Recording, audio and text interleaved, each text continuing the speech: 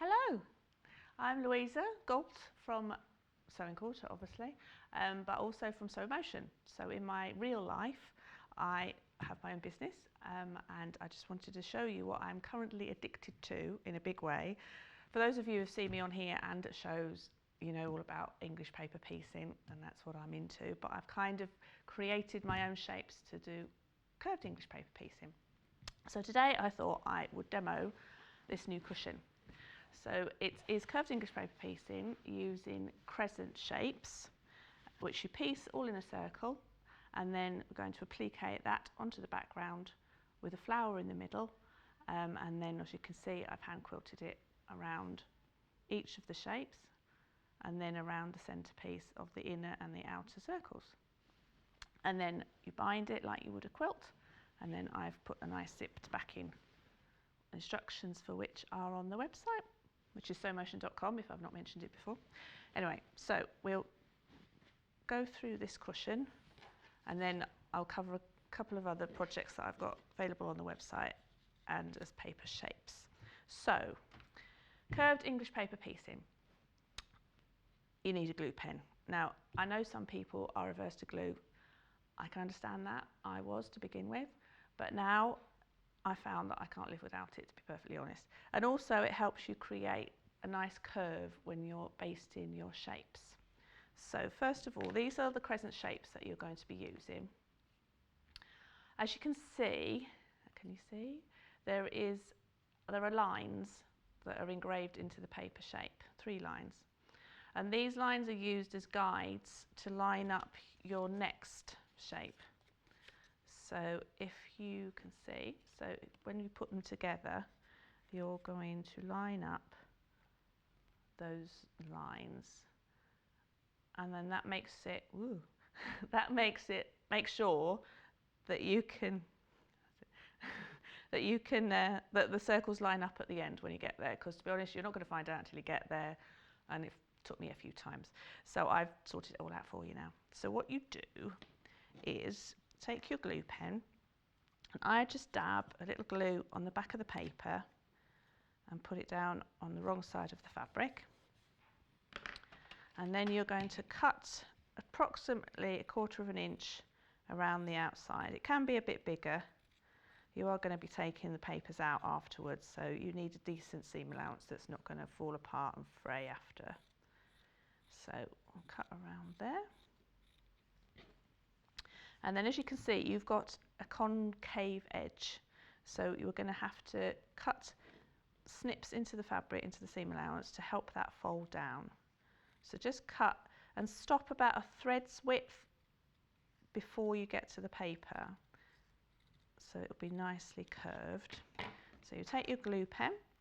So we're just going to run a thin line on the paper just in from the edge, so not on the edge, because you might catch that in your sewing. So just in from the edge, and then you're going to fold that down and hold that in place.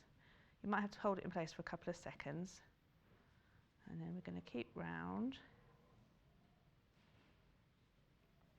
So you can see now you've got a nice smooth concave edge. Okay, and then we're going to carry on round.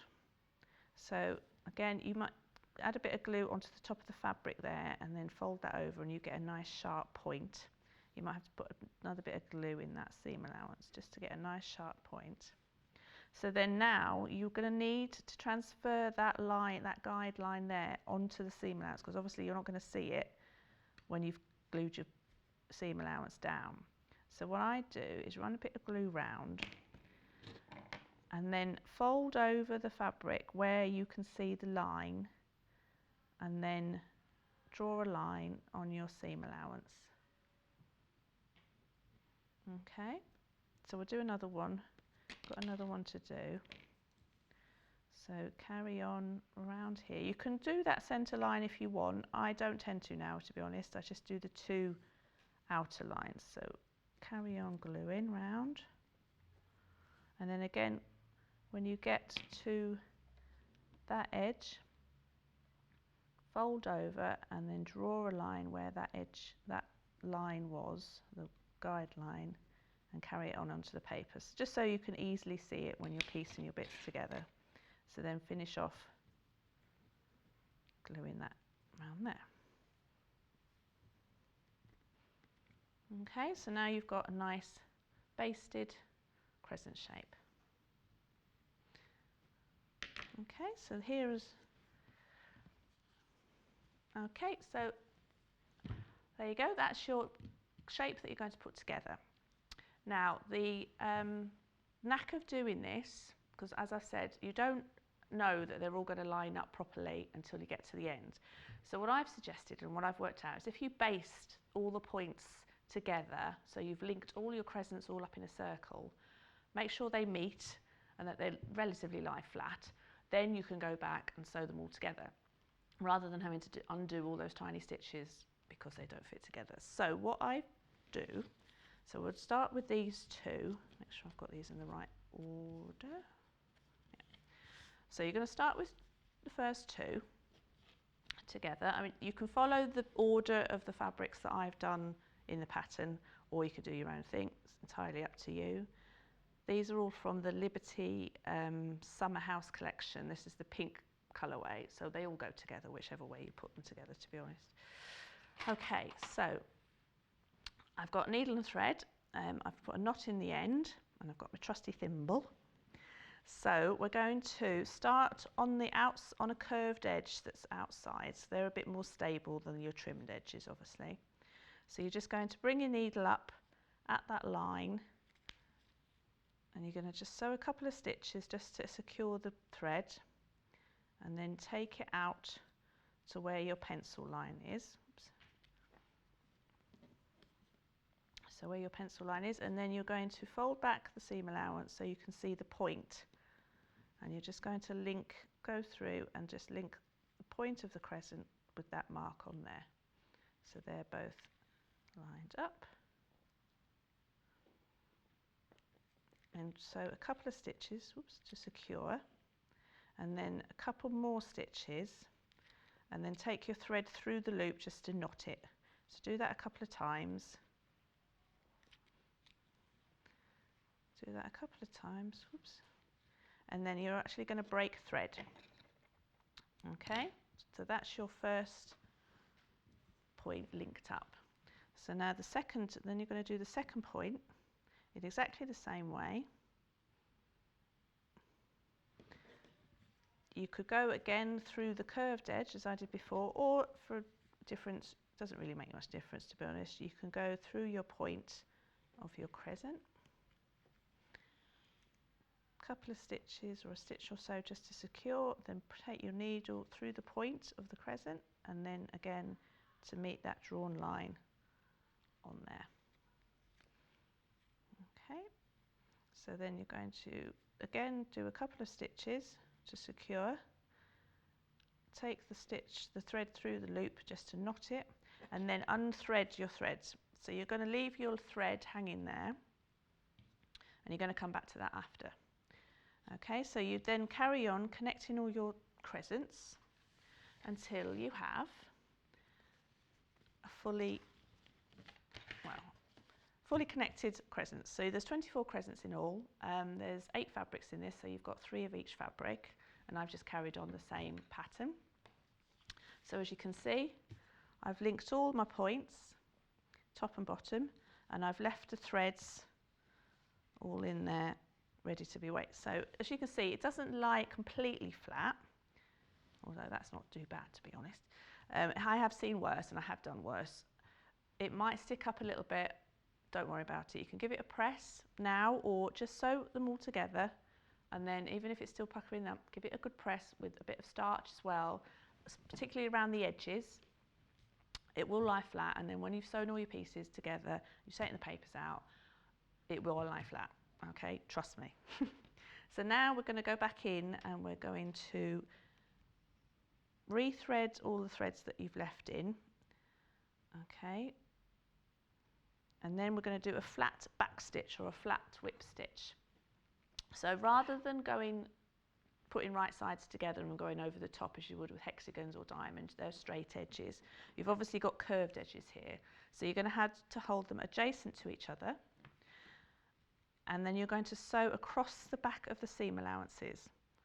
So tiny little stitches as you would do a normal whip stitch, but you're just going to sew, pick up 2 or 3 threads on each of the fabric seam allowances, and you're going to sew all the way down like so. And also, because you're not taking the thread to the front of the fabric or the front of the piece, in theory you shouldn't see the stitches in the front. So you can go all the way down like so. And you can also bear that line all the way through has got to line up, so you can try that. Make sure that that happens. But if you do find you do have a bit more excess in one side than the other, say I had a bit more excess in the green shape and I needed to ease it in, just take your needle and insert it a bit higher up the seam and then pull it back towards where you want it to be, and then that will ease it in. There's quite a lot of fudge room in here. It's quite a nice, and also there's quite these are nice big shapes, so you can manipulate it. So we're going to sew all the way down to the bottom of the seam like so, and then we're going to carry on, and you're going to sew all the way down each one.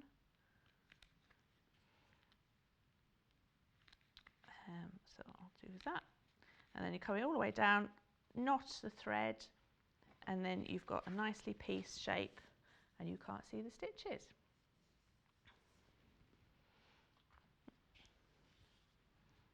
Okay, so if I just carry on, then I'll finish off this seam and then I'll show you how we take the papers out, but it would be best if we'd finish the seam at least first. Oh, now I can't thread the thread on here. Right, okay. Right, so we'll sew all the way down. So once you've sewn all your pieces together, I'm going to just finish that. Get some spray, as I've said, some starch. I use Mary Ellen's Best Press. So pretend all this is sewn together. So the important thing about this part is to keep that nice crisp folded edge that you've got. So you're going to needle turn applique this down onto your background square. And needle turn applique, as we know, can be a bit fiddly. So if you've got a nice folded edge already, that's half the problem done, half the job done. So that's what I would do. So now I'll show you how to take the papers out. So bear with me, just pretend all these bits are sewn together. If the papers have been in for a while, you might find that the glue's got a bit hard and it might be a bit difficult to get out. Give it a press. The heat from the iron will reactivate the glue and soften it, and then it'll be easy to get out. So all you do is just peel back the fabric like so, all the way around. So as you can see, this has got good substantial seam allowances, so you don't have to worry about fraying fabric. So you take them all the way around, and then you just pop the paper out. As Paul says, nice and easy. Paul's the expert now. So yes, so there you go. So now you can see I've got a nice, well, if I'd have ironed it, obviously, you would have had a nice crisp folded edge. Okay. And as you can see, the paper hasn't been sewn through, so you can reuse it again, and you can see your marks still on there. I mean, if you marks that you've carried on onto the paper, you can rub out, obviously, because they're just pencil, so you can do them a few times. So as we've got so much time, I might as well show you a bit of the next stage. So needle turn applique. Okay, so that would be your background square, which, by the way, the kits on sewmotion.com do come with all the fabric, the pre-cut papers, the background fabric, and full instructions. Okay, so here's all my contact details of how to get hold of me or stay in touch, as it says. I blog, I would like to say regularly, it's probably once a month at the moment, to be perfectly honest. But yeah, I'm always adding new products to the website. I have more ideas coming out of me than I don't know what to do with, so there's all curves, shapes and all sorts on there. So go and have a look at the website. As I say, the kits, there's cushion kits, hoop kits, everything that's hand sewing. There's also quilt kits that I do a machine sewing, table runner that I featured on here on my first show in January. Yes, that was nearly a whole year ago. So yes, so this brings it round nicely really. So right, so if we just pretend all the papers are out of here, you've got your background square. So you're just going to fold this in half and give it a nice finger press just to find your centre points. So untuck that and then fold it again in half.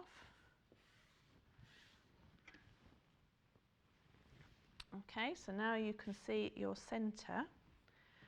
Okay, so then we're going to lie this down. So to find the centre part, the centre of the square, if you fold this in half, obviously this will be a bit more subtle because the papers will all be taken out. But if you fold it in half so they match, they meet there, and they meet all the way around, and then you give that a press where it will be folded, then that will give you your centre point there. And then if you did the same again, and then met those 2 points that you folded a minute ago, there and there, and then you folded that edge, then that would give you your 4 points to match, to line up with your crease on the background square. Okay, so now we're going to just press, we're just going to pin that in place. So this is obviously going to be a bit tricky because my papers are all still in, but we'll start at your 4 points, pin those, and then pin all the way around the middle. So you don't, to be honest, you don't want to get any puckering in the centre part. So press out the fabric and pin all around your inner edge first, like so, and then pin your outer edge. So you don't want any fabric building up here. Now, as you can see, I've actually added a centre flower in this cushion, which is new for me. I haven't done that before. So these kits will actually come with these papers as well, which are these shapes. So these are my mini flower shapes. So as you can see, they've made 6 petal flower. These are actually used on my purse kits on my website, but I thought that would quite nice in the middle of there. So these kits will come those fabrics as well, those papers as well. So first I would pin that first into the centre and sew that down, and then I would ease out, press out the fabric, and then pin the crescent ring down. Okay, so when you've pinned that in place, you're going to attach that down with a slip stitch.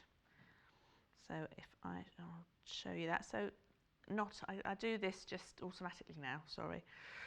So to put a knot in the bottom of the cotton, at the end of the cotton, you've got your needle in your right hand, obviously reverse this if you're left-handed, and your end of your thread in your other, and you're going to put the pin on top of the needle on top of your thread, and then roll the cotton around the thread, grab hold of the top of the needle, and you can feel that the thread is still wrapped in between your finger and thumb, and then just pull, and then you'll get a nice knot at the end of the thread.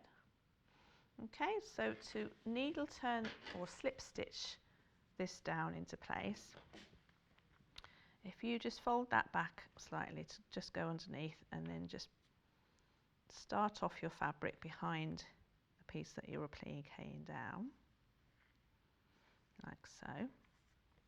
And then you're just going to come up and then just catch the very edge of the crescent, and you're going to go directly down into the background fabric. So that way you're going to see very little thread and very little stitch. So I've gone straight down, travelled at the back of the background fabric, brought it back up again to catch the next part, just to catch the very edge of the crescent shape. Okay, so you just carry on sewing all the way down there. I've done this on my lap before, and I have to admit that that is when you get a gather in the middle. So to avoid that, do it on a tabletop. I know most of this can be done on your lap in front of the telly, but this bit I would do it on the tabletop so it's nice and flat. So carry on going all the way around,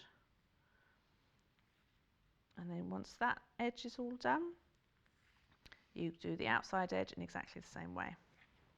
Okay, right, so if we pretend now that those are sewn down, so I'll carry on a little bit here. And you don't have to do, I mean, the stitches don't have to be too close together, but just go directly down and then travel along a bit. I mean, I'm doing like a bit of a 1/4 of an inch.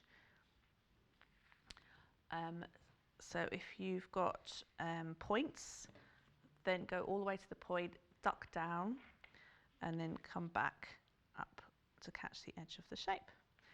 Okay, so as you can see, you can't really see my shape. I'm using very light thread here, and you can hardly see the stitches on the background there. Okay, so carry all the way down as you would, and then once that's all connected, your piece is ready to quilt. So for very simple hand stitching quilting, I use a nice big stitch and embroidery thread. So I use a cotton wadding. If you want a bit more loft, you can go for a polyester wadding. It gives you a bit more puff, or a bit more loft, is the technical term. Or I just use a nice cotton wadding, which gives it a flatter look, but I think is a lot more softer and looks not as puffy. Okay, that's just my preference. So you're going to pin that down. If you've got curved safety pins, use those. I don't think I have any with me today. So we're just going to put a couple of pins in just to hold it secure for a second. And then I use a white embroidery thread. Generally I use white just because it seems to shine up with everything, but obviously use as contrasting as you can. You could use a turquoise thread for the crescents and then a white for the background. You'd want it to stand out. I think that the big stitch applique adds decoration to it. So I mean, I know people do tiny little stitches or even stitch in the ditch on the machine. You can't see the stitches. I know it holds it together and it serves its purpose, but sometimes you kind of want to see the stitching and add a bit extra to it. So for instance, if I'm doing just a square quilt now, rather than doing stitch in the ditch, I'll actually use the ditch as a guide along the seam, my foot, the edge of my foot, and then sew either side of the seam, so it's creating a grid-like effect, but you can see the stitches and it's doing its purpose. So anyway, that's a John tangent, sorry. Okay, so okay, so I'm going to show you now how I would quilt. So if we I'll stick that down there. Actually, we'll do it on the blue and then you can see what I'm doing. So again, I've just got a length of embroidery floss. I've split it into two, so I've got 3 strands in each length. About an 18-inch length, I would say. You don't want it too long because it is going to rub on the fabric as you go in and out and it'll break. So again, put a knot on the end, as I did before. And then I actually, when I'm doing hand sewing, I'll have the wadding, but I'll also add a layer of butter muslin on the back. It just gives it a bit of stability for me, and I'm not too keen on catching the wadding in my fingers. That's just me. But yeah, so you could put a piece of just fine cotton or butter muslin on the back, just to give it a bit of stability. And then I will go on the back, just where you want to start. Take just a couple of stitches, so a couple of stitches in the back just to secure it, and then bring the needle up where you want to start your stitching.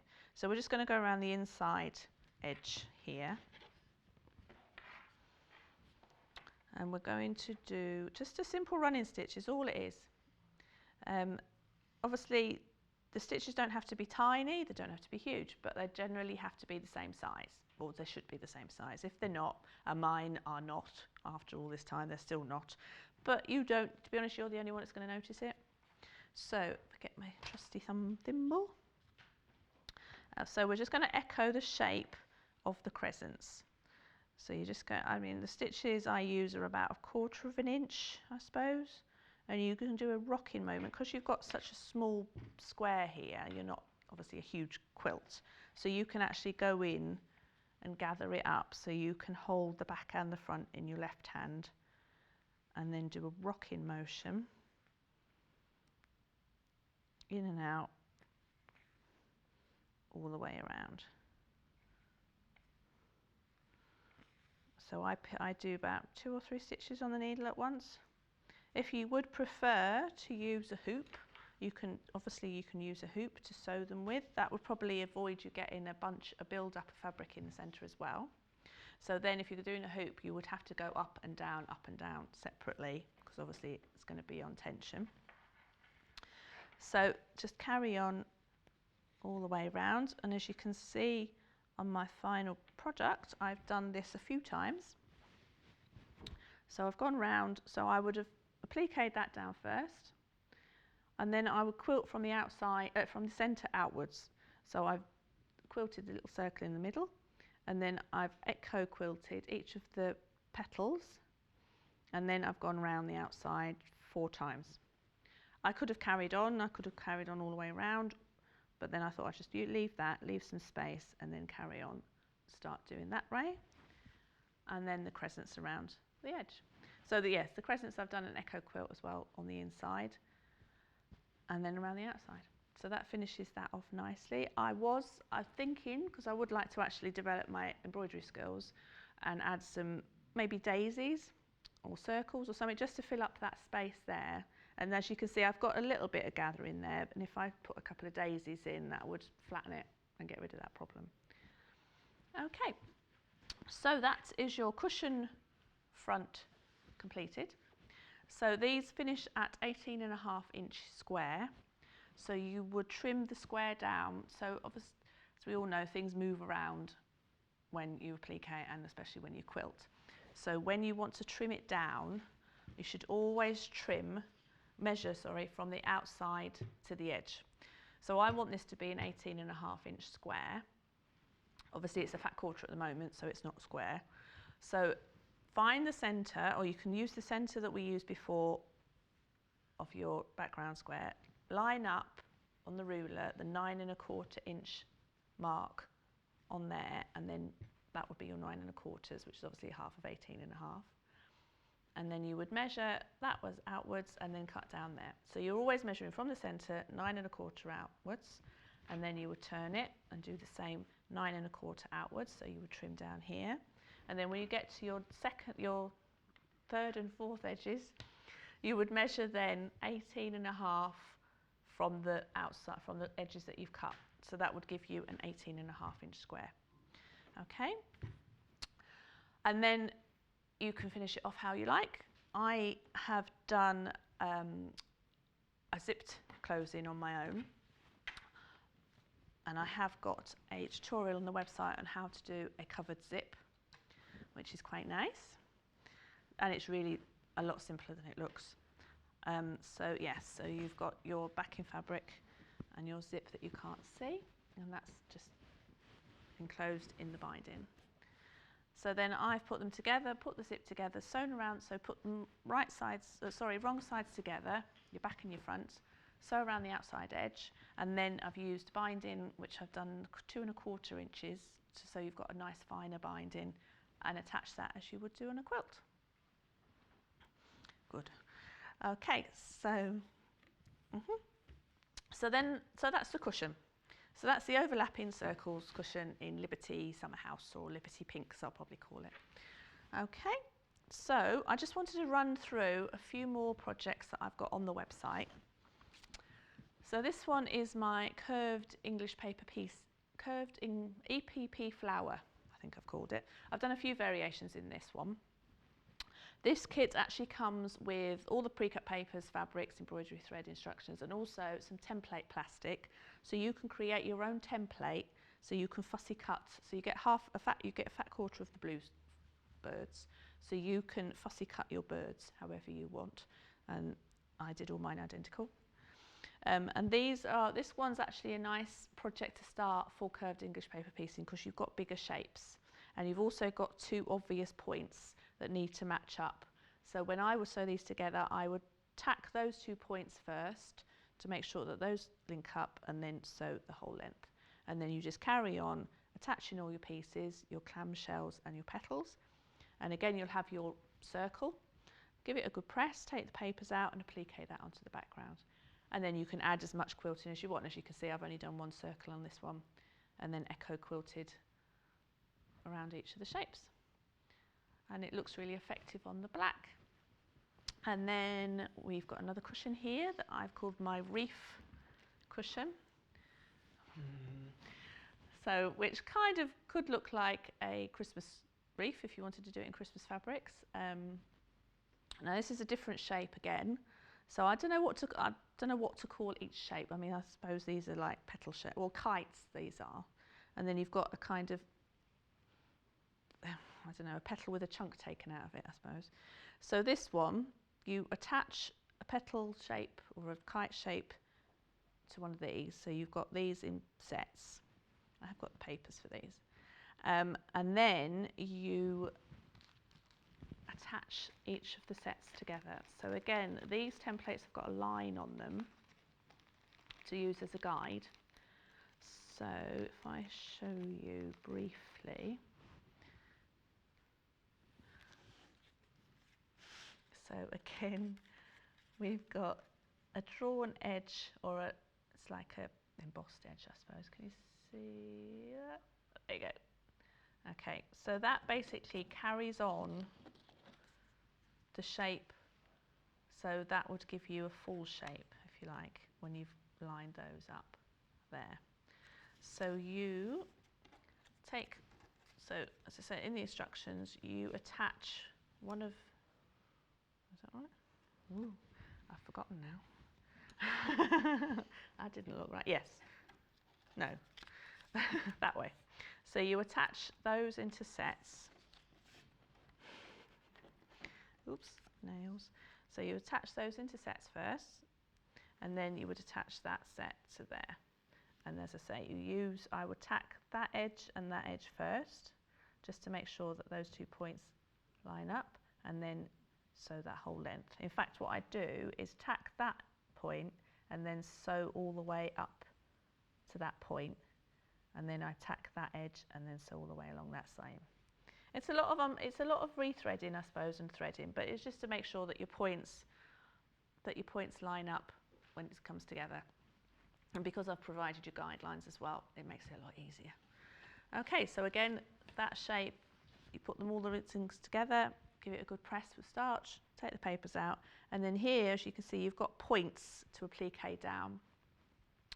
So I should have done a sample for this, but when you applique down, when you come to the point, undo the seam allowance so it's laying flat, and then you sew all the way along to the point just before the seam allowance. So you've got an extra seam allowance hanging out here, and then you sew to the point, sew a couple of stitches to secure it, and then tuck the seam allowance underneath, and then carry on down the next length, and then that would help you get a nice sharp point on all your points on all your pieces. Okay, and then again I've sewn and stitched, and then this one's actually got a border on it to give it a bit of variety. Okay, so that's that one. And then the next 2 projects are my hoops. So these are again different shapes. So this one, I suppose, is kind of an apple core maybe, or a thinned apple core at one end and the other. So this again is a nice shape, 2 simple shapes to add together. You know that those 2 points have got to match up, so you can tack those points again and then sew all the way down. So those all go nicely together. There's a couple of variations of that one on the website. And then this is my latest one, which is I will call a blooming flower. A blooming, lovely, thank you, Paul. I don't know. Again, this is a bit more, this is a kind of, I suppose, fiddly in respect, oh, I haven't brought these papers with me, in that these are smaller shapes. So to create this one, you attach 2 of those to the petal shape first, so you've got that whole unit there, and then just treat that as a whole unit to connect in your clamshells, I suppose they are. Okay, Okay, so hoops are a great way of displaying things differently. So if your house is full of cushions and you've got no extra room on the sofa, go to your walls. So, and then if you didn't, I mean, you can obviously do wall hangings. You can make these as big as you want. You could do 3 or 4 together in a wall hanging and hang that on the wall, or you could get a large, I think this is a 12-inch hoop, and you could actually use the hoop, as I said before, to do the quilting, so it's nice and flat. And then to put the hoop together, so I've finished both of these off, but so put the fabric, once you've done your quilting, you've obviously got your top, your wadding and your butter muslin all quilted together. Put them on the hoop, obviously make up the hoop so it's nice and taut. Once you've put it in the hoop, you can pull out the excess, just to make it nice and tight as you go, and tighten up the screw. And then you're going to cut away the top and the wadding. No, you're not. You're going to cut away the wadding and the butter muslin only. Okay, so you're going to cut all the way along the edge, and you're going to cut the wadding away and the backing, leaving the top as it is. And then on the top you're going to cut, but you're going to leave about 1.5 inches, 2 inches of excess all the way around. And then you're going to get some strong thread. I just use normal embroidery thread, and I'll probably leave it at 6 strands just to give it some extra strength. Do a running stitch all the way along on your excess of front of your background fabric, so of the turquoise in this case, and then pull it tight, and that will all gather it in. Give it a good nice tight knot, which you might need some help with. And then I've just cut a circle of felt and appliqued that just to hide the back. Okay, so that gives it a nice, tidy, clean back, really. And then you can go and hang that on the wall, and you can make as many as you want. You can make different sizes. So talking of different sizes, I do have papers on the website. These are all the ones, obviously the ones I've brought are the ones that I've got in the samples, but there are others, including the blooming flower, and there are obviously, oh, I just touched the iron. There are hexagons and diamonds on there as well, which you can add to. You could do a nice block of the month, which might be coming up soon if I can get my act together over Christmas. So yeah, so there's lots of ideas on the website. Yep, and there's my details just there, sewmotion.com. The name took a while to come up with, but I'm sticking with it. Yes, so, and also I have a unit which I am hoping to open up to the public if you want a trip to the seaside. the north seaside, admittedly, but it's still beautiful, just a bit chilly. But maybe in the springtime, come up north, see the glories of the northeast coast. So the packets we've got here, so I get them all pre-cut by laser, so they're all accurate, all identical. And in each pack you've got at least enough papers to make 3 rounds or 3 flowers. So this one, for instance, you've got 24 of the, which one's that one? That's that one. So you've got 24 of those, and these take 8 each of each shape. So you've got enough to do 3 rounds. So they are thick paper, I'd say, not quite card. I think they're 160 GSM, recycled, that's why they're brown. So that you can see that they're thick enough to obviously, for the glue, to withstand the glue, and then to reuse again. If you wanted to hand base the shapes, you can do that. You probably need a thin, quite a sharp needle, because it is quite thick paper. But as I said, if you did try to baste your curved shapes, you would probably have to use quite small stitches, which obviously then you'd have to take out before you can get your papers out. So I would suggest using glue. Try and glue, see how you get on. So that's that one. That's the, I think that's called the apple core flower, or the clamshell. I forget which one. I think I've called it both, to be honest. Don't quite know why. And then this one is the flower ring. So this is my original pattern. As I said, there's actually a YouTube tutorial on my website of how to make that cushion from scratch. Obviously I've done this one now, but these are a lot bigger shapes. and a good place to start really. So you've got your petal shape and your, whatever I called it, clamshell, applique. So those do fit together nicely. So as I said, I would tack the top and the bottom and then sew all the way down as you go, using a flat back stitch. Okay. So yes, so I can't think of what else to tell you. Yeah.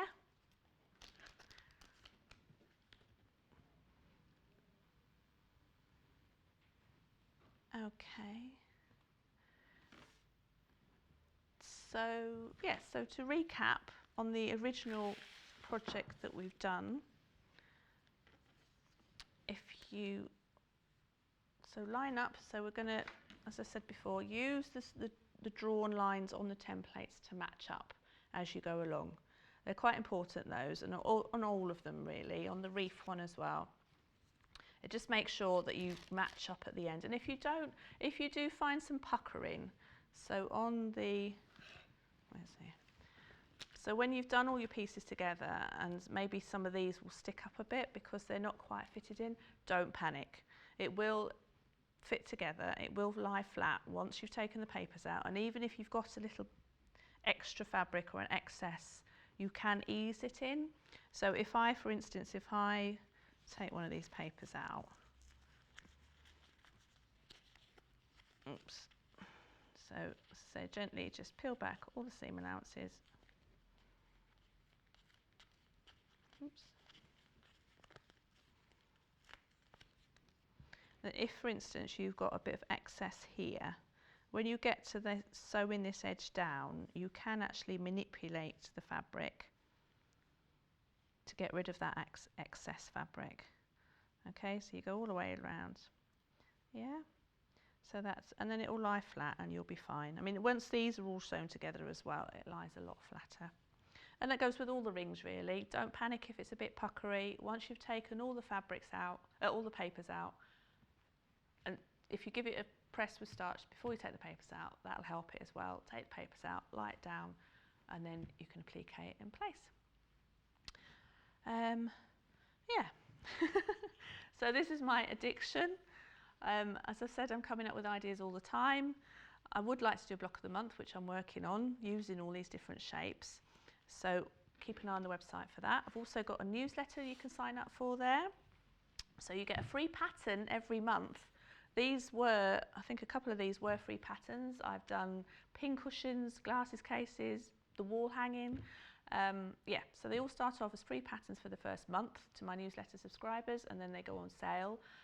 If I bring kits out with the pattern, you get money off that month. So definitely worthwhile signing up for. And then if I've got any news, new events, workshops possibly, then it'll all be on the newsletter. So you can definitely keep up with me on there.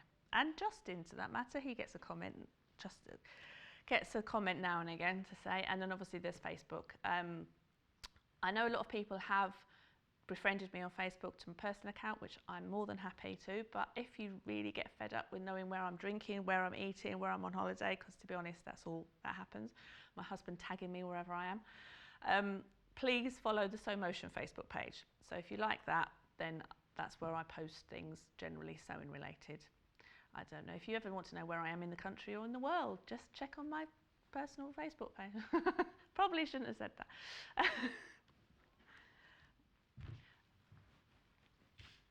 Okay, so it's been a pleasure working on Sewing Quarter and with some wonderful people, wonderful staff, all the background people that you don't see. It's lovely having Paul in my ear today. I can understand him a lot better than I can understand Chris. Yes, it's been wonderful, and thank you for the opportunity. And I hope to see many of you at shows and hear the wonderful comments that you're so sweet and you come and tell me. So it means a lot to all of us here. So thank you, and follow me on Sew Motion.